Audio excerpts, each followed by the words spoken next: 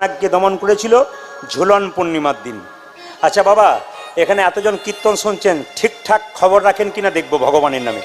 বলুন তো, ঝুলন পূর্ণিমা এই মাসের কোন মাসে কত তারিখে হয়েছে? ভাদ্র মাসের 8 তারিখে, তাই তো? ঝুলন পূর্ণিমা ভাদ্র মাসের 8 তারিখে। আমার দিকে তাকান। এই ঝুলন পূর্ণিমাটাকে আপনারা মানবেন কেন? দেখবেন যে উৎসবের পেছনে যাত্রা লেখা আছে সেই উৎসবে ভগবান মন্দিরে থাকে না। মিলিয়ে দেখুন, রাস যাত্রা গোবিন্দ মন্দিরে থাকে, জোরে বলুন হ্যাঁ না না। গোবিন্দ মন্দির থেকে বেরিয়ে আসে ব্রজগোপীদের সঙ্গে নৃত্য করবার জন্য। দেখবেন রথযাত্রা, বলুন তো জগন্নাথ সেদিন মন্দিরে থাকে, জোরে বলবেন। কোথায় বেরিয়ে আসে? যাত্রা মানে যে উৎসবের পেছনে আমাদের যাত্রা লেখা আছে, ভগবান সেদিন মন্দিরে থাকে না, যাত্রা মানে বেরিয়ে আসে। জগন্নাথ বেরোয় কেন বলুন তো? জগন্নাথ প্রভু বলছে, সারা বছর তো আমি মন্দিরে রইলাম, সবাই যারা ভক্ত তারা মন্দিরে দর্শন করলো, আর যারা আমার ভক্ত নয় তাদের তো আমাকে দেখা করতে হবে। আরে বাবা, ভগবান তো মা বাবার মতো, ছেলে যদি মা বাবার কাছে না যায়, বাবা মা তো ছেলের কাছে যায়। তাই জগন্নাথ দেব কি করে বলুন তো? বছরে একবার রথযাত্রায় বেরিয়ে আসে কেন? কোনো বিচার করে না তুমি ব্রাহ্মণ না শূদ্র না তুমি বৈষ্ণব, সে বেরিয়ে আসে কেন? সবাইকে দেখা দেবার জন্য। আর কেন বলুন তো? তুমি নিরামিষ খাও না আমিষ খাও ওটা বিচার করে না জগন্নাথ দেব সেদিন। রথযাত্রা মানে ভগবান বেরিয়ে আসে সবাইকে দর্শন দেবার জন্য, সমস্ত মানুষের জন্য, সমস্ত ভক্তের জন্য। ঝুলন যাত্রা বলুন, দোল যাত্রা ভগবান মন্দিরে থাকে, হোলি খেলা হয়, ফাগু খেলা হয়, ভগবান বেরিয়ে আসে। দোল যাত্রা, ঝুলন যাত্রা, এই সময় ভগবান দোল খাবার জন্যে বেরিয়ে আসে। বাবা, এই ঝুলন যাত্রাটা হচ্ছে প্রকৃতপক্ষে পূর্ণিমাতে। এই ঝুলন পূর্ণিমাতে মায়েরা শুনে রাখুন, এই সময় দেখবেন এটা বাচ্চাদের উৎসব। কেন বলুন তো? বাচ্চারা রাধা গোবিন্দকে সাজায়। আপনি ইস্কন মন্দিরে যাবেন, দেখবেন মন্দিরে রাধা গোবিন্দকে খুব সুন্দর সাজানো হয়, ফুল দিয়ে সাজানো হয়, তাকে দোল খাওয়ানো হয়। এরপরে কিন্তু একটা জিনিস আসছে, 13ই ভাদ্র দেখবেন রাখি পূর্ণিমা আসছে। আপনাদের দিকে হয়? যেটা বলুন, রাখি বাঁধা হয়। রাখি, এদিকে তাকান, বলছে ঝুলন পূর্ণিমা কিন্তু শুক্লপক্ষের একাদশী তিথি থেকে পূর্ণিমা পর্যন্ত হয়। আর আপনারা যেদিন রাখি পূর্ণিমা, রাখি বাঁধার ব্যাপারটা বলুন তো, রাখি কে কাকে বাঁধে? ভাই বাঁধে বোনকে, আর বোন বাঁধে ভাইকে। কেন বলুন তো? বোন ভাইয়ের হাতে রাখি পরিয়ে বলতে চাই, এটা তোর রক্ষা কবচ, এ তোকে রক্ষা করবে, তোর জীবন দীর্ঘায়ু হোক, আমি তোর বোন মানে বড় দিদি আশীর্বাদ করলাম। আর ভাই বোনের হাতে রাখি পরিয়ে কি বলে? সারা জীবন ভগবান তো রইল, তোকে রক্ষা করার দায়িত্ব আমার রইল, আমি বোনের পাশে সবসময় থাকবো। এই রাখি বন্ধনটা বিশেষ করে আর ভাই বোনেদের মধ্যে নেই। এই রাখি বন্ধনটা দেখবেন আমাদের ভারতবর্ষে নয়, ভারতবর্ষের বাইরে হয়। এই রাখি বন্ধনটা কিন্তু দেখবেন সবার মধ্যে বাঁধাবাঁধি হয়। মানে কি? এক সূত্রে গাঁথা প্রেম ভালোবাসার সম্পর্ক। একজন ভাই একজন ভাইকে বাঁধলো, একজন বোন একজন বোনকে বাঁধলো, ভাই বোনকে বাঁধলো। এই রাখি উৎসবের দিনে আপনারা সবাইকে রাখি পরাবেন। কেন বলুন তো? একটা ভ্রাতৃত্বের বন্ধন, একটা প্রেমের বন্ধন, ভালোবাসার বন্ধন, আমাদের একতার বন্ধন। আমি সবার কাছে একটা কথা বলতে চাই, যারা এখানে জ্ঞানীজন গুণীজন এসছেন, মায়েরা একসঙ্গে থাকুন। সঙ্গ ছাড়া হলে আপনার দাম কমে যাবে। আস্তে, সঙ্গ ছাড়া হলে আপনাদের দাম কমে যাবে। কেমন দাম কমে যাবে? আমি একদিন একটা দোকানে আঙ্গুর কিনতে গিয়েছিলাম, তো ছোট ছোট আঙ্গুরগুলো 130 টাকা কেজি, আর বড় কয়েকটা আঙ্গুর ছাড়া রয়েছে, আঙ্গুর বড় বড় পড়ে রয়েছে এক পাশে, ওগুলো ওগুলো ওগুলো ওগুলো কেনা হচ্ছে 30 টাকা কেজি। তো বললাম, ভাই বড় আঙ্গুরটা 30 টাকা আর ছোট আঙ্গুরটা 130 টাকা কেন? দোকানদার বলছে, ছোট আঙ্গুরটা 130 টাকা কেন জানো? ছোট আঙ্গুরটা থোকার মধ্যে একসঙ্গে লেগে আছে, এই জন্য এর দাম বেশি। আর বড় আঙ্গুরটা ছেড়ে ছেড়ে চলে গেছে এ পাশ থেকে ও পাশ, ওই জন্য দাম কম, 30 টাকা। আপনাদের জীবনে সংসারে যদি আপনার সব এক থোকায় থাকেন, এক সূত্রে বন্ধনে থাকেন, আপনাদের কেউ ক্ষতি করতে পারবে না, আপনাদের দাম বেশি থাকবে। আর যে সংসার ছেড়ে আপনারা আলাদা হয়ে যাবেন, তাহলে আপনারা বড় আঙ্গুরের মতো, আপনাদের দাম কমে যাবে, আপনাদের সমাজ থেকে সবাই বিচ্ছিন্ন করে দেবে। এই সুন্দর সুন্দর শিক্ষাগুলো আপনারা কীর্তনের মাধ্যমে নেন, আপনাদের জীবন সুন্দর হবে। কীর্তন শুনতে আসেন কেন? সুন্দর শিক্ষা দেওয়ার জন্য। মায়েরা সবাই লক্ষ্য করুন। আচ্ছা, আজকের আসল উদ্দেশ্যটা কি? আসতে, জ্ঞানীজন গুণীজন যারা আছে উদ্দেশ্যটা শুনবেন। আজকে আসল উদ্দেশ্য কি? একজন চলে গেছেন, তাই তো? যেটা বলুন হ্যাঁ না না। আচ্ছা, কিছু মনে করবেন না মায়েরা, যদি কেউ মারা যায় জোরে বলবেন একসঙ্গে, দেহটা মারা যায় না আত্মা মারা যায়? জোরে বলবেন কোনটা মারা যায়। অনেকে ভয়ে বলছে না, বলে যে বলবে ওই বলুক, কোনো অসুবিধা নেই, আপনি টাকা নেবেন আপনি বলুন। দেহ মারা যায় না আত্মা মারা যায়? জোরে বলুন কি মারা যায়? দেহ। শাস্ত্র কি বলল? বাসাংসি জিন্নানি যথা বিহায় নবানি ঘিন্নাতি নরহ পরাণী তথা শরীরানি বিহায় জিন্নানি সংজাতি নবানি দেহি। ও মাইরা, আসলে যে কাপড়টা আমি পরে আছি, আপনারা যেটা পরে আছেন, দাদা ভাইরা যেটা পরে আছে, ওটা যখন জীর্ণ হয়ে যাবে আপনি কি করবেন? ওই কাপড়টাকে পরিবর্তন করে নতুন কাপড় পরবেন। একটু বলুন তো, নতুন কাপড় পরলে আনন্দ হয় না দুঃখ হয়? এখন তো মুখে বলছেন আনন্দ হয়, তাহলে আমরা যখন মরে যাব তখন এই দেহটা ছেড়ে একটা নতুন দেহে যাব, আমাদের তো আনন্দ হওয়ার কথা। কাঁদেন কেন? কাঁদেন কেন? আনন্দ হওয়ার তো কথা। কিন্তু জেনে রাখুন, যে যেখানে বসে আছেন মন দিয়ে শুনবেন, শাস্ত্র বলল, মানুষ যারা বইপত্র পড়েন, বইটার নাম বলে দেবো, বলছে মানুষ মারা গেলে আপনি তাকে দেখেই বুঝতে পারবেন উনি স্বর্গে গেলেন না নরকে গেলেন। ডক্টর পঞ্চানন ভট্টাচার্যের একটা বই আছে জগত আমি, তাতে বলেছে মানুষ মারা গেলে আপনারা জানতে পারবেন উনি স্বর্গে গেলেন না নরকে গেলেন। আপনাদের গ্রামে কেউ যদি মারা যায়, একবার দেখতে যাবেন, আমি যেগুলো বলবো লক্ষণগুলো দেখবেন, দেখেই বুঝতে পেরে যাবেন উনি স্বর্গে গেলেন নরকে গেলেন। আমার কথা নয়, ডক্টর পঞ্চানন ভট্টাচার্যের কথা। কি? কেউ যদি মারা যায়, মুখটা বিকৃত বিভৎস হয়ে যায়, ভয়ঙ্কর হয়ে যায়, মায়েরা বলে না, বাবারে দিদি এমন মরা দেখলাম গো, আমার 4 দিন ঘুম আসে না, ভয়ে খালি বুক ধরপড় করছিল, খালি মুখটা মনে পড়ছিল, জানবেন উনি গেলেন কোথায়? নরকে। আর অনেকে মরে যায়, মৃত্যুর সময় দেখবেন যেন মনে হচ্ছে ঘুমোচ্ছে, উনি কোথায় গেলেন? জোরে বলুন, স্বর্গে। জন্ম হোক যথাতথা, কর্ম ভালো হলে আপনার মৃত্যুর সময় আপনাকে মনে হবে ঘুমাচ্ছে। আর একটা কারণে বুঝবেন স্বর্গে গেল নরকে গেল, আপনাদের এই গ্রামে কেউ যদি মারা যায়, যখন শ্মশান ঘাটে নিয়ে যাচ্ছে, তখন যদি বলা বলি করে, আহ লোকটা কি ভালো ছিল গো, খুব কৃষ্ণ ভক্ত ছিল, মেয়েটি কি ভালো ছিল গো, খুব কৃষ্ণ ভক্ত ছিল, জানবেন ইনি গেলেন স্বর্গে। আর আপনার মৃত্যুর পর কেউ যদি বলে লোকটা খুব দুষ্ট ছিল, খুব বদমাইশ ছিল, জানবেন ইনি গেলেন নরকে। শ্রীমদ্ ভাগবত গীতা, এ হচ্ছে আমাদের শ্রেষ্ঠ সম্পদ। সে কি বলল তাকান, আমাদের শরীরে 9টা ছিদ্র আছে, গুনবেন। 2টো চোখ, 2টো কান, কটা হলো? 4। 2টো নাকের ছিদ্র, কটা হলো? 6। একটা মুখের ছিদ্র, কটা হলো? উপর দিকে 7টা, নিচের দিকে 2টো, পায় এবং উপস্থ, পায়খানা প্রস্রাব দ্বার। তাই লক্ষ্য করুন মায়েরা, এই 7টা ছিদ্র দিয়ে যদি প্রাণ যায় আপনি স্বর্গে গেলেন, আর নিচের দিকে প্রাণ গেলে আপনি নরকে গেলেন। অনেকে মৃত্যুর সময় দেখবেন পায়খানা করে দেয়, প্রস্রাব করে দেয়, একবার 100% জানবেন উনি নিম্নগামী, নরকে গেলেন। আর যদি আপনার মৃত্যুর সময় আপনি এই 7টা জজ্জা দিয়ে প্রাণ যায়, আপনি জানবেন আপনি স্বর্গে গেলেন। কি করে বুঝবেন? চোখ দিয়ে প্রাণ গেল, অনেকে দেখবেন তাকিয়ে তাকিয়ে মরে, এই চোখ দিয়ে প্রাণ গেল। অনেকে দেখবেন কানের দিকটা, দেখবেন কানটা তাকিয়ে, কানের ফুটো মোটা হয়ে গেছে, খসখস করছে, এইদিকে প্রাণ গেল। অনেকে নাকের ফুটো মোটা হয়ে গেছে, নাকটা খসখস করছে, ওইদিকে প্রাণ গেল। অনেকে হাঁ করে মরে, তার মানে মুখ দিয়ে প্রাণ গেল। ওই জন্য আপনাদেরকে বলে রাখি বাবা, জন্ম যদি ভালো হোক না হোক, কর্ম যদি ভালো হয় আপনার লাভ আছে। তবে একথা আপনারা জানেন না, জানিয়ে দিই, আমাদের কেউ মারা গেলে 3 ভাবে সৎকার করা হয়। আপনাদের মেদিনীপুরে কিভাবে করা হয় জানি না। একটা হচ্ছে আগুনে পোড়ানো হয়, আপনাদের নিশ্চয় হয়।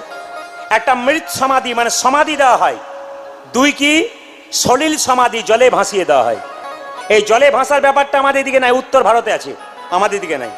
আগুনে পোড়ানো মানে কি, আপনাদের এখানে করে কিনা জানি না, আমাদের ওখানে নিয়ম আছে। ধরুন ছেলের বাবা মরেছে, তো বাবাকে শ্মশান ঘাটে নিয়ে গেছে, চিতাতে যখন শুয়ে দিয়েছে, তখন আগুনটাকে কোন একটা জিনিসের উপর আগুনটা জ্বালিয়েছে, আগুনটা জ্বালিয়ে চিতার চারিদিকে ঘুরছে। আর ঘোরার সময় একটা কথা বলছে, এই কথাটা আপনারা কেউ বোঝেনও না আর কেউ বলেনও না, অনেক জায়গায় বলে না, আর কি বলছে আমরা বুঝিও না, করতে হয় করি। কি বলি?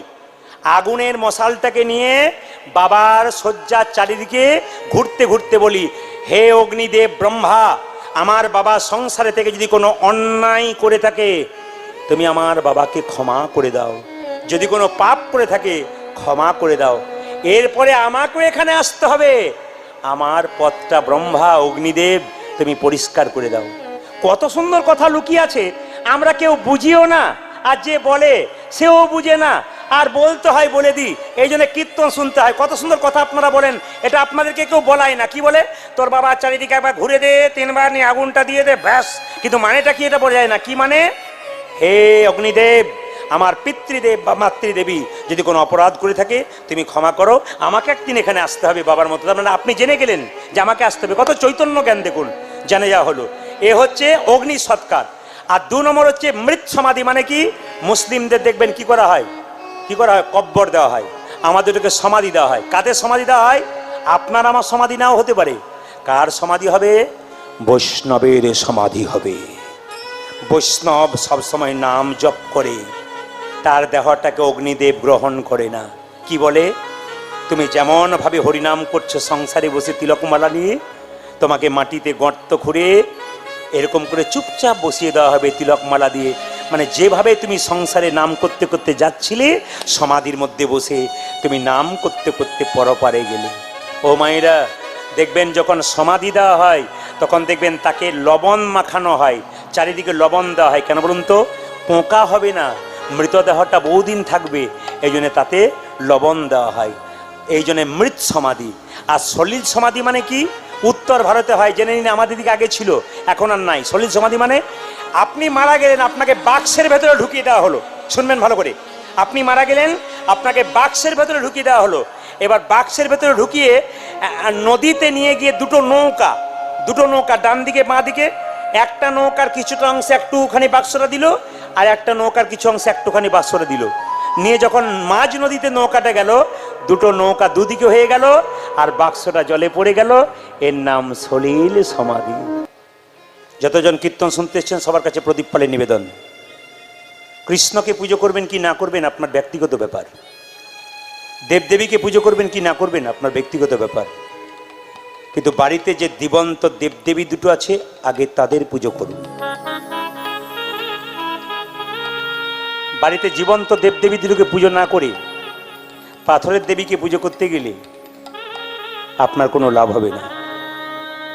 ভগবান কৃষ্ণ সুদামাকে নিজের মুখে বলেছে, এইদিকে, এই জগতে 3 রকমের গুরু আছে। প্রথম গুরু পিতামাতা, যার থেকে জন্ম পেলি, সেই দিকে কেঁদে কেঁদে বেড়াই দুটো খাবার লাগি।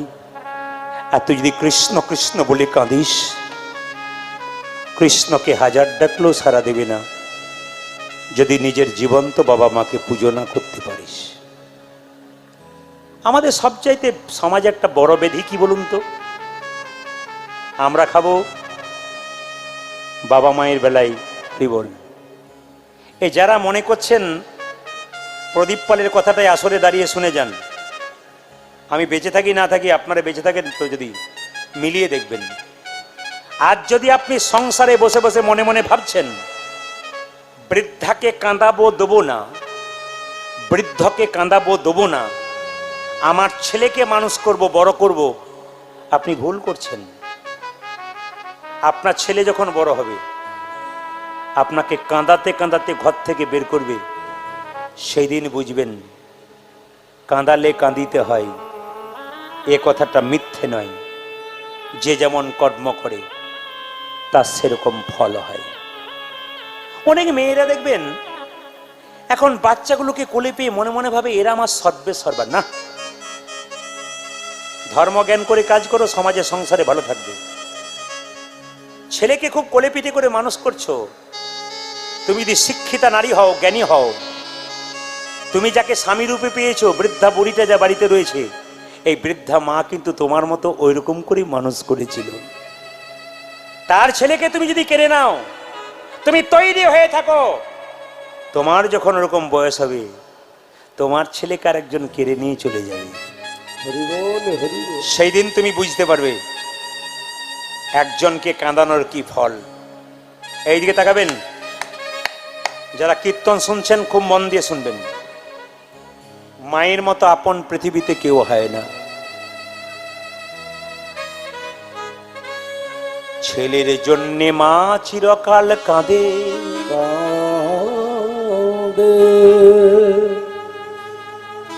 কিন্তু ছেলে মায়ের জন্যে কাঁদে না। কাঁদে না। এই দিয়ে দেখান, রাত্রিবেলায় কীর্তন শুনতে এলেন, যখন বাড়ি ফিরে যাবেন সবাই নিজের নিজের জায়গায় ঘুমাচ্ছে, কিন্তু মা যদি বেঁচে থাকে দরজার সামনে দাঁড়িয়ে থাকবে, খোকা কখন আসবে বলে। খোকা কখন আসবে? খোকা যতক্ষণ না আসবে মা ততক্ষণ দরজায় বসে থাকবে, এরই নাম হলো মা। এরই নাম হলো মা।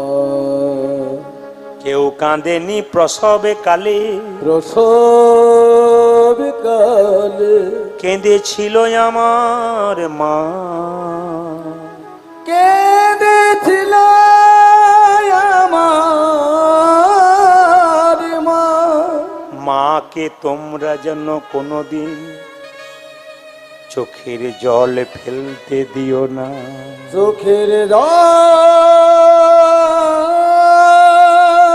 আরে ফেলতে দিও না। মা বাড়িতে রান্না করে, কত সুন্দর সুন্দর খাবার রান্না করে, আমরা সবাই ভাগ করে করে পেট ভরে খেয়ে চলে যাই। কিন্তু যাবার সময় মাকে একবার জিজ্ঞেস করি না, মা তুমি খেয়েছো কিনা? মা তুমি খেয়েছো কিনা? কীর্তন কেমন জিনিস দেখুন, সেই 7:45 থেকে আপনারা বসে আছেন, কীর্তন এরকমই ব্যাপার। আপনারা স্থির হয়ে গেলেন কেন? এখনই হাসছিলেন, উত্তর দিচ্ছিলেন, আপনারা স্টপ হয়ে আছেন কেন? আমার গুরুজি বললেন কীর্তন এরকম হতে হবে, মানুষকে কাঁদাও, হাসাও, মানুষকে জ্ঞান দাও, সজাগ করো, চৈতন্য করো, জানিয়ে দাও।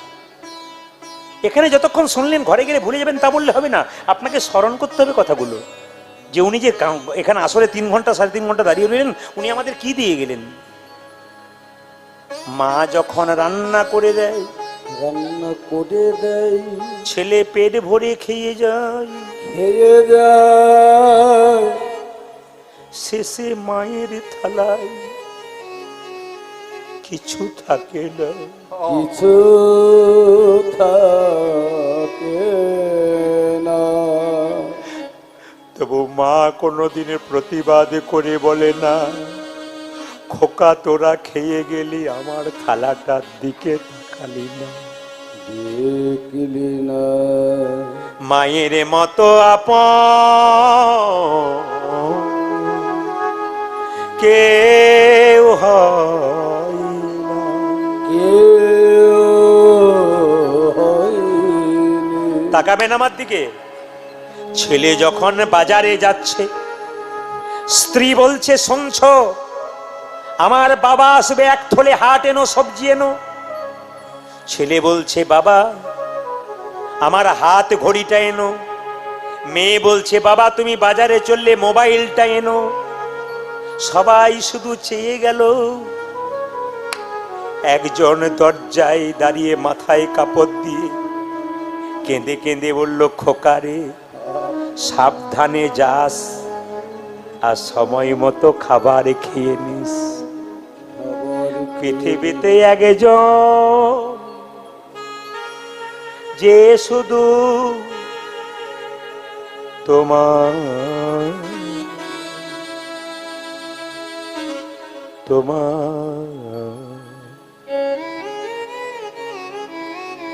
তোমার কথা ভাবে। আজকে কীর্তন আসর আপনারা স্টপ হয়েছেন, আপনাদের কাছে একটাই নিবেদন রইল, আজকে হরিবাসরে প্রতিজ্ঞা করে যান। প্রত্যেকটি দিদি ভাইকে বলবো স্বার্থপর হবেন না, প্রত্যেকটি মেয়েদেরকে বলবো স্বার্থপর হবেন না, আপনার বাচ্চাটাকে স্বার্থপর জন্ম দেবেন। বিদ্যাসাগরের মা খালের মা নয়, বিলের মা নয়, সাগরের মা কেন, মনটা যার বড় সন্তান কি তার সাগর না হয়ে থাকতে পারে? আপনাদের এখানে ভালো ভালো ভক্ত আছে। দাদা ভাইকে দেখতে পাচ্ছি, খুব ভাবের ভক্ত। আশেপাশে যারা আছেন বয়স্ক বাবারা ভক্ত। সামনে একজন 90 পার হয়ে গেছে একজন মা, তিনি চেয়ারে বসে বাচ্চা ছেলের মতো হাসছে একই রকম। হ্যাঁ, 60 বছরের মানুষ কীর্তন শুনতে গিয়ে 4 বার উঠে বসে হাঁটু ব্যথা হয়ে যায়। ওনাদের দিকে তাকান, গোবিন্দের কৃপা। উনি 2 বিঘা কবিতা পাঠ করেন, উনি গীতা পাঠ করেন, এখনো উদ্যম আছে। যার জীবনে উদ্যম আছে তার বাঁচার ইচ্ছা আছে, যার জীবনে উদ্যম নেই তার বাঁচার ইচ্ছা নেই। শিখতে হবে ওনাদেরকে দেখে। আমরা কি করে গেলাম? একটা দাগ রেখে দাও জীবনে। আমি শুধুমাত্র মেয়েদের একটা কথা বলতে চাই, ভালো করে শুনবেন মায়েরা। একজন ভদ্র মহিলা রান্না করছে, তার স্বামী দরজায় ধাক্কা দিচ্ছে, শুনছ কি? মা এসেছে। স্ত্রী ভেতর থেকে উত্তর দিচ্ছে, মা এলো তো আমার কি গেল? তোমার মাকে তুমি অন্য ভাইয়ের কাছে দিয়েছো, আমার ক্ষমতা নাই, খাটবার ক্ষমতা নেই, আমার শরীর ভালো নেই, অন্য কোথাও দাও। আরে শুনছ, মা এসেছে, দরজা খোলো। তখন তার স্ত্রী বারবার বলছে, আমি বললাম তো দরজা খুলবো না, তুমি তোমার মাকে অন্য কোথাও দিয়েছো। আরে বললাম তো মা এসেছে, বললাম তো আমি পারবো না। ভদ্রলোক বলল, আমার মা নয়, তোমার মা এসেছে। আর যখন মেয়েটি শুনলাম আমার মা এসেছে, উনি বেরিয়ে এসে বললো, তোমার লজ্জা করে না? আমার মাকে বাইরে দাঁড় করে রেখেছো, ভেতর নিয়ে এসো। এরকম স্বার্থপর হবেন না। আপনি কি ভাবছেন একজনের মাকে কাঁদাবেন বলে আপনার মা বাড়িতে হাসবে? আপনি কি ভাবছেন যে আপনি এখানে এসে একজনের মাকে কাঁদাবেন আর আপনার মা বাড়িতে হাসবে?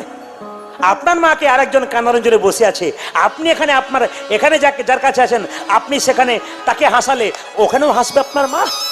আপনি কর্ম করুন ভালো। মেয়েরা কিন্তু 2-3টে কারণে ধ্বংস হয়। কিসের কারণে সংসার ধ্বংস করে মেয়েরা? কিসের কারণে? যদি কোনো মেয়ে দেখবেন স্বামীর সঙ্গে কথায় কথায় জেদ করে, ওই সংসারের উন্নতি নাই। যে স্ত্রী স্বামীর সঙ্গে খালি কথায় কথায় তর্ক করে, এ সংসারে কোনোদিন উন্নতি নাই।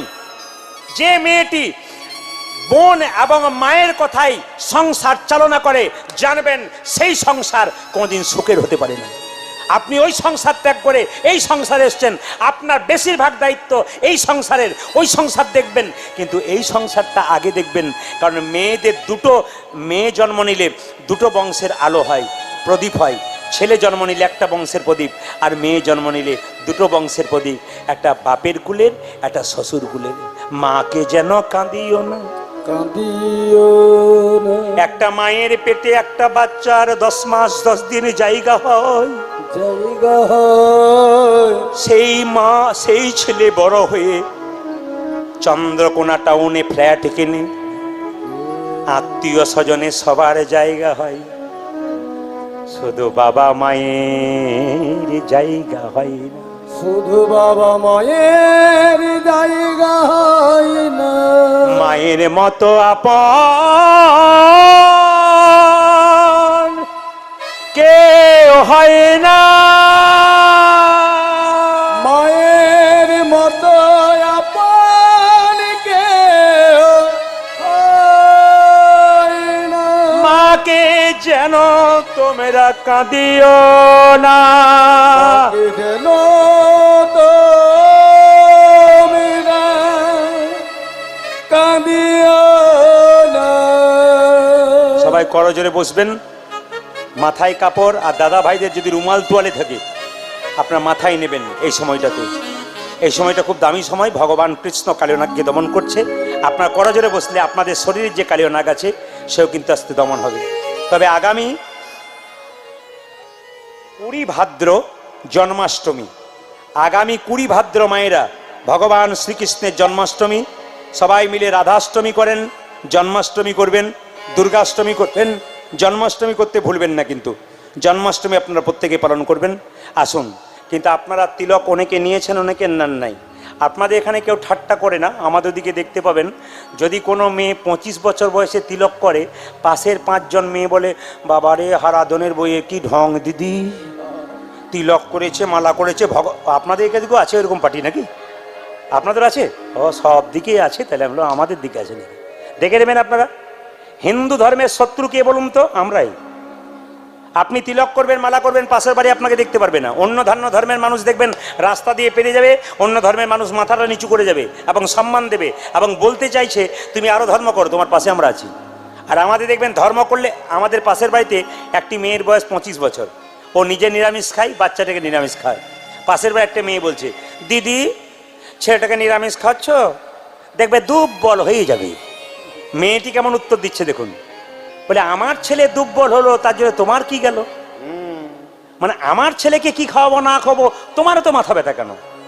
এইটা আমাদের সবচেয়ে লজ্জা। তার মানে কি বলুন তো, আমিও খাই, ওকে আমার দলে টেনে নিয়েছে। মায়েরা তিলক আপনারা করবেন।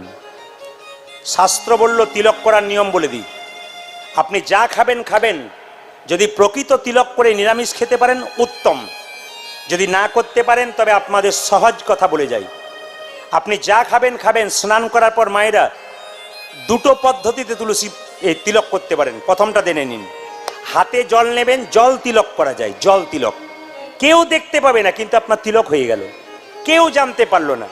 আপনি স্নান করলেন, ভগবানের মন্দিরে গেলেন, তুলসী গাছে জল দিলেন, ভগবানের মন্দিরে বসলেন 5 মিনিট, সবাই তাকান। ভগবানের মন্দিরে আপনি কি করলেন, এরকম করে জলের তিলকটা নিয়ে, জলটা নিয়ে এরকম করে তিলক নিয়ে নিলেন, যেমন আমরা নিয়েছি, কেউ দেখতে পাবে না, তিলকের চিহ্ন হবে না, জল তিলক হয়ে গেল, অজান্তে হয়ে গেল, কেউ জানতে পারলো না, কিন্তু আপনার তিলক হয়ে গেল। যদি কেউ মনে করেন যে আমি একটু ফোঁটা তিলক করতে চাই, কেউ যেন দেখে, তাতে আরও 5 জন নিলে নিতে পারে। আপনি মনে করবেন আমি তিলক নেবো, তাহলে আমার বাড়ির কেউ নিতে পারে। তাহলে এক কাজ করবেন, যদি কেউ তিলক আমাদের মতো না নিতে পারেন, তাহলে এই তিলক করতে পারেন।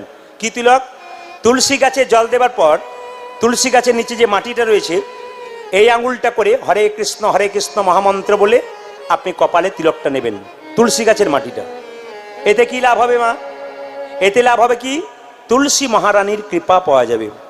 আপনি তিলক নেওয়ার পথটা পরিষ্কার করছেন, আগে স্কুলে ভর্তিটা হন, তবে তো আপনার শুরু হবে। আপনি একবারে ভর্তি হবেন না, দূর থেকে বলবেন, তা তো বললে হবে না। এই দিয়ে দেখান, আমি আপনাদের কাছে চিৎকার করে মরবো, নাম করুন, আনন্দ পাবেন, আর আপনারা খালি মাথা নড়াবেন হ্যাঁ হ্যাঁ, তা বললে হবে না। আমি এখানে বললাম মেদিনীপুরে চন্দ্রকোনা টাউনে এক জায়গাতে মিষ্টি খেলাম, বাবা গোলাপের মতো সেন্ট, জিভে দিয়ে দিলাম, একবারে মিলিয়ে গেল। আপনারা বলবেন খেলে হয় না, আগে খাবেন তারপর জানবেন ওর কি স্বাদ। আমি স্বাদ পেয়েছি, আপনাকে জানতে হবে হরিনামের যে কি স্বাদ, আপনাকে ব্যবহার করতে হবে জীবনে। আমি আপনাদের বলবো, হরিবাসরে দাঁড়িয়ে মাত্র 3 মাস আপনারা এই কাজগুলো করুন। যে যেখানে বসে আছেন মন দিয়ে শুনবেন, এটা আপনারা অনেকে ইউটিউবের মাধ্যমে শুনেছেন, আমি আজকে পরিষ্কার করে দিই, মাত্র 3 মাস, তারপর আপনাদের করতে হবে না। দেখি আপনারা কারা কারা যেতেন। সকালবেলায় ঘুম থেকে উঠবেন, ভগবানকে দর্শন করবেন। যদি ভগবানের ছবি না থাকে, শাস্ত্র বললে এটা করলে আরো ভালো উপকার। করাগ্গে বসতে লক্ষ্মী, বসতে লক্ষ্মী, করমূলে তু সরস্বতী, কর মধ্যে গোবিন্দম, প্রভাতে কর দর্শনম। তার মানে কি, এখানে মা লক্ষ্মী, এখানে সরস্বতী, সকালবেলায় কর দর্শন করলে কৃষ্ণ দর্শন হয়। একবারে স্মৃতিশাস্ত্র পরিষ্কার করে বলে দিচ্ছে, সকালবেলায় ঘুম থেকে উঠে কেউ যদি নিজের হাতটাকে দর্শন করতে পারে, তার কৃষ্ণ দর্শন হয়। তাই সকালবেলায় ঘুম থেকে উঠে আপনি বিছানাতেই করবেন কি, নিজে হাতটাকে দেখবেন, হরে কৃষ্ণ মহামন্ত্র বলবেন, মাথায় ঠেকাবেন, প্রণাম করবেন। আপনার কি এক কাজ, প্রথম কাজ এইটা। দ্বিতীয় কাজ কি, যদি আপনার সময় থাকে তাহলে স্নান করে সকালবেলা গুরুমন্ত্র ভজন করবেন। যদি সময় না থাকে আপনি বিছানাতেই করবেন। অনেকে প্রশ্ন করবে, বিছানা অপবিত্র জায়গা, হরিনাম করব কি করে? মহাপ্রভু নিজের মুখে বলেছেন, খাইতে শুইতে যথা তথা সব জায়গায় হরিনাম করা যায়। আপনি বাথরুমে ল্যাট্রিনে বসে আছেন, ওই অবস্থাতে হরিনাম করতে পারেন। কেন? হরিনামে কোনো অপরাধ নাই। মহাপ্রভু যখন নীলাচলে গিয়েছিল, তার সঙ্গে ছোট্ট একটা বাচ্চা ছিল 5 বছরের, তার নাম গোপাল। তো মহাপ্রভু পায়খানায় বসেছে, জিভটাকে দাঁত দিয়ে চেপে। হঠাৎ জিজ্ঞেস করছে গোপাল, আচ্ছা প্রভু, তুমি যখন পায়খানায় বসেছিলে জিভটাকে দাঁত দিয়ে চেপে ধরেছিলে কেন? সঙ্গে সঙ্গে মহাপ্রভু বলল, তুই বুঝবি না, ওই অবস্থায় নাম করলে পাপ হয়ে যায়। গোপাল চমকে দিল ভগবানকে, প্রভু তুমি তো আমায় গল্প শুনিয়েছিলে, কুরুক্ষেত্রের যুদ্ধে ভগবান কৃষ্ণ বলেছে, মৃত্যুকালে কেউ যদি আমার নাম করতে পারে বৈকুণ্ঠ প্রাপ্ত হয়। আচ্ছা প্রভু, কোনো ব্যক্তি বাথরুমে পায়খানায় বসেছে, কেউ কাছে নেই, সে এবার মৃত্যুর সঙ্গে লড়াই করছে, সে কি ওই অবস্থায় হরিনাম করতে পারবে না? সঙ্গে সঙ্গে গোপালকে জড়িয়ে ধরে মহাপ্রভু বলেছিল, গোপাল। মহাপ্রভু যখন সব কিছু সোচ থেকে ফিরে এলো, তখন গোপালকে ধরে বলেছিল, গোপাল, আজ থেকে তুই আমার গোপাল গুরু। জীবনে দীক্ষাগুরু একটা, শিক্ষাগুরু অনেক। যার কাছ থেকে শিক্ষা পাবেন সে গুরু। একটা বাচ্চা ছেলে যদি আপনাকে একটা ভালো জিনিস শিখিয়ে দেয়, উনি শিক্ষাগুরু। গোপালকে গুরু বলেছিলেন মহাপ্রভু, এবং সেদিন মহাপ্রভু স্বীকার করেছিলেন, গোপাল তোর কথায় আমি আজকে প্রচার করে দিলাম কি খাইতে শুইতে যথাযথা সব জায়গায় হরিনাম করা যায়, কোনো অপরাধ নয়। আপনি বিছানাতেই করতে পারেন যদি সময় না থাকে, সময় থাকলে করবেন। 3 নম্বর, মায়েরা বিছানাতে কি করবেন?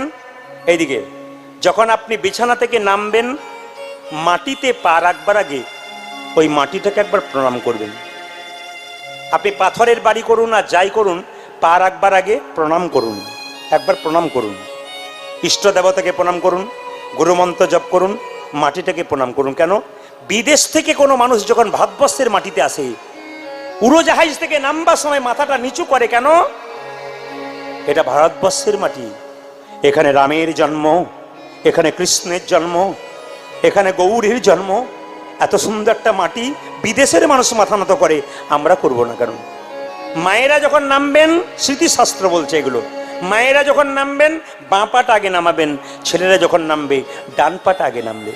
সকালবেলায় ঘুম থেকে উঠে তুলসী মন্দিরের কাছে একটু হরে কৃষ্ণ নাম ঘুরে ঘুরে করুন, আপনার কৃপা হয়ে যাবে। এই কতগুলো কাজ আপনি 1 মাস করুন, 2 মাস করুন, 3 মাস করুন, তারপর আমি আপনাদের বলবো আর করার দরকার নেই। দেখুন আপনাদের কি হয়। আসলে আমরা খুব চালাক, যতই ভালো ভালো কথা বলি না কেন শুনে যাই কিন্তু করি না। কিরকম চালাক? দাদা ভাইরা যারা কীর্তন শুনছেন একটু মন দিয়ে শুনবেন, বাবারাও শুন, এদিকে বাবারাও শুনবেন মন দিয়ে।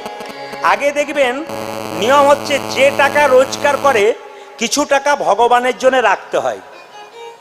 আপনি ধরুন 10,000 টাকা রোজগার করছেন মাসে, কিছু টাকায় ভগবানের জন্য রাখতে হয়। আগে নিয়ম ছিল কি, একটা লম্বা দাগ করে দিত। আগে নিয়ম ছিল একটা লম্বা দাগ করে দিত, টাকাগুলো উপর দিকে ছুঁড়ে দিত, ডান দিকে পড়তো যেগুলো সেগুলো ভগবানের সেবায়, আর বাঁ দিকে পড়তো নিজের সেবায়। তারপরে কি করে একটা গোল দাগ দিয়ে দিল, টাকাগুলো ছুড়লো, বলে প্রভু গোল দাগের মধ্যে যেগুলো পড়বে সেগুলো তোমার আর বাকিগুলো আমার। এখনকার মানুষ আবার খুব চালাক, আকাশের দিকে টাকা পয়সা ছুড়ে দেয়, বলে ওপরে যেটা ধরতে পারবে তটা তোমার, বাকি নিচেরগুলো সব আমার। একটাও তো ভগবান ধরে না, সব তো আপনার হয়ে যায়। এই জন্য আপনাদের কাছে নিবেদন রইল বাবা, ভগবান শ্রীকৃষ্ণ বলছে মা আমায় সাজিয়ে দাও। বলে কিভাবে? দাম দাম সবলা দিয়ং সমান, দাম সবলা দিয়ং সমান, দাঁড়াইয়া দাঁড়াইয়া দাঁড়াইয়া যাচ্ছে রাজপথে, দাঁড়াইয়া আছে রাজপথে, দাঁড়াইয়া আছে রাজপথে, দাঁড়াইয়া আছে রাজপথে। আর যে ধৈর্য ধরে না মা, আর যে ধৈর্য ধরে না মা, আর যে ধৈর্য ধরে না মা, ধৈর্য ধরে না মা, উঠে যাবার সময় হলো, আর যে ধৈর্য ধরে না মা, উঠে যাবার সময় হলো, আর যে ধৈর্য ধরে না মা, উঠে যাবার সময় হলো, আর যে ধৈর্য ধরে না মা, উঠে যাবার সময় হলো, আর যে ধৈর্য ধরে না মা, দাঁড়াইয়া দাঁড়াইয়া দাঁড়াইয়া আছে রাজপথে, দাঁড়াইয়া আছে রাজপথে, দাঁড়াইয়া আছে রাজপথে। দাঁড়াইয়া আছে রাজপথে। মায়েরা মা যশোদা গোপালকে সাজাচ্ছে কিভাবে দেখুন। ওগো নন্দরানী কৌতূহলী আমার গোপাল এলো এইয়া কোলে, নন্দরানী উলুধ্বনি মায়েরা ভগবানকে মা সাজাচ্ছে।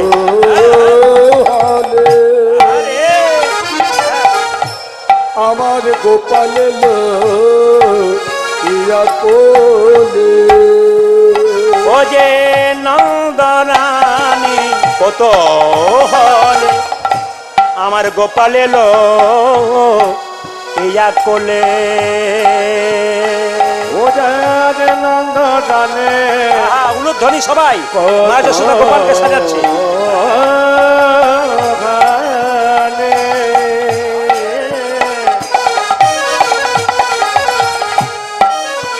আমার গোপাল এলো ইয়া কোলে, সাজায় রানী আপন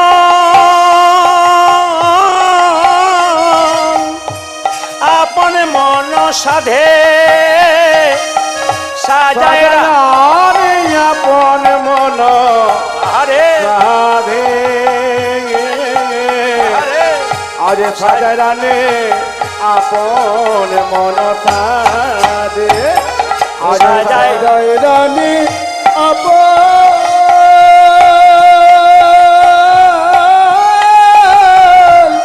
আপন মন সাধে ও গো সাজাই রানী আপন মন সাধে গো সাজাই রানী আপন মন সাধে সাজায়ে দেয় মা সাজায় দেয় মা সাজায়ে দেয় মা দেখো সাজায় দেয় মা নিজ গোপালকে কোলে লয়ে সাজায়ে দেয় আমার নিজ গোপালকে কোলে লয়ে সাজায় দেয় মা নিজের গোপালকে কোলে লয়ে সাজায়ে দেয় মা নিজ গোপালকে কোলে ও যে আপন মনে সাধে সাধে নিজ গোপালকে কোলে লয়ে আপন মনে সাধে সাধে নিজ গোপালে কোলে লয়ে আপন মনে সাজাইতে নিজ গোপালে কোলে লয়ে আপন মনে সাজাইতে নিজ গোপালে কোলে আমার সাজায় দেয় মা সাজায় রানী আপন মন আপনাদের কার কার বাড়িতে ছোট ছোট বাচ্চা আছে একটু হাত তুলুন, একটা শিক্ষা দিয়ে চলে যাব। আপনার কার কার বাড়িতে ছোট ছোট বাচ্চা আছে? বেশ বেশ, হাত নামান। আমি আপনাদের শিক্ষা দিয়ে যাই, আপনাদের বাচ্চার জীবনে কোনোদিন বিপদ হবে না। মা যশোদা যেটা করতেন সেটা আপনারা করবেন। কি করবেন মায়েরা? এইদিকে। আপনার বাড়ির বাচ্চাদের কোনোদিন বিপদ হবে না, একটা কাজ করবেন। কি করবেন? বাচ্চা ছেলেকে যখন সাজান আপনারা, বলুন তো হাত তুলে, কপালে কি দেন? গোবরের ফোঁটা না কাজলে ফোঁটা? জোরে বলুন। কিসের ফোঁটা? কাজলে। আচ্ছা, আপনারা কাজলের দিন, কিন্তু যশোমতী তার গোপালকে সাজাতো কি দিয়ে সাজাতো? হরিচন্দনের মৃত্তিকা। প্রশ্ন করবেন আপনারা, হরিচন্দনের মৃত্তিকা কাকে বলে? জেনে নিন। বলছে তুলসী তলার কাঁচা মাটি আর মায়ের স্তন দুগ্ধ একসঙ্গে মিশিয়ে ছেলের কপালে দিলে ছেলের কোনো বিপদ হয় না। এটার নাম হরিচন্দনের মৃত্তিকা। মায়েরা যারা কীর্তন শুনতে এসছেন, ছোট ছোট বাচ্চা বাড়িতে আছে, শিখে নিন। কি বললাম? তুলসী তলার কাঁচা মাটি, মায়ের স্তন দুগ্ধ একসঙ্গে মিশিয়ে ছেলের কপালে দিলে ছেলের কোনো বিপদ হয় না। কাল থেকে আপনারা তাই দেবেন, আপনাদের লাভ আছে। মা যশোদা কি করছে আরেকটা দেখবেন, যদি ছেলেকে বাইরে নিয়ে যায় কেউ, তাহলে মা যদি তার বাম কনিষ্ঠ আঙুলে দন্তাঘাত করলে ছেলের কোনো বিপদ হয় না। ও মায়েরা, বাচ্চা ছেলের বাম কনিষ্ঠ আঙুলে একটু দাঁতে করে কামড়ে দেবেন, জোরে কামড়াবেন না, দাঁতটা ঠেকিয়ে দেবেন, নইলে ব্যথা হতে পারে। এখন যশোমতীর গোপাল থেকে কৃষ্ণ নেমে যাচ্ছে, আর পদকর্তা বলছে দেখো দেখো গোপাল কেমন নেমে নেমে যাচ্ছে, আচল ধরিয়া হাতে। কৃষ্ণ নেমে যাচ্ছে আর মা যশোদা কি করছে? আঁচলটা ধরে টানছে। আচল ধরিয়া হাতে ফেরে সদা সাথে সাথে, দণ্ডে দণ্ডে 10-12 খাই মা। আচল ধরিয়া হাতে ফিরে সদা সাথে সাথে, দণ্ডে দণ্ডে যত বারো খায়। আচল ধরিয়া হাতে ফেরে সদা সাথে সাথে, দণ্ডে দণ্ডে 10-12 খাই মা। আচল ধরিয়া হাতে ফিরে সদা সাথে সাথে, দণ্ডে দণ্ডে যত বারো খায়। হেন দুধের ছেলে বনেতে বিদায় দিলে, কেমনে ধরতে পারে মা? বল বল। হেন দুধের ছেলে বনেতে বিদায় দিলে, কেমনে ধরতে পারে বল। হেন দুধের ছেলে বনেতে বিদায় দিলে, কেমনে রইতে পারে বল মা? হেন দুধের ছেলে বনেতে বিদায় দিলে, কেমনে রইতে রইতে পারে বল? কেমন করে রইব বল? কেমন করে রইতে পারে? কেমন করে রইব বল? কেমন করে রইব বল? ওরে বনে বিদায় দিয়ে কেমন করে রইব বল? ওরে তোরে বলে বিদায় দিয়ে কেমন করে রইব বল? জোরে বলুন।